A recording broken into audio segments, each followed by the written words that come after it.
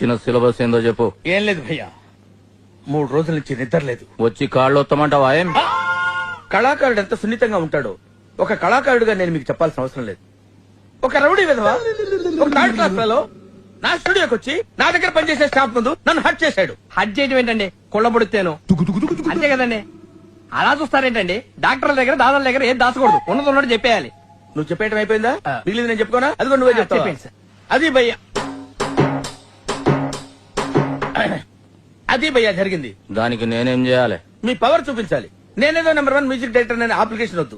Market లో మీ rate ఎలా ఉంటే అలా తీసుకోండి. వాడిని ఎలా కొట్టాలంటే నేను చెప్తాను సార్. వాడిని ఎలా కొట్టాడు, మీరు వాడిని అలా కొట్టాలి. వాడిని ఏడేడ బజాయించిండో నాకేమేరకరా? నాకెరక సార్, అసలు నా లైఫ్ లో అలాంటి కొట్టుడే చూడలేదు.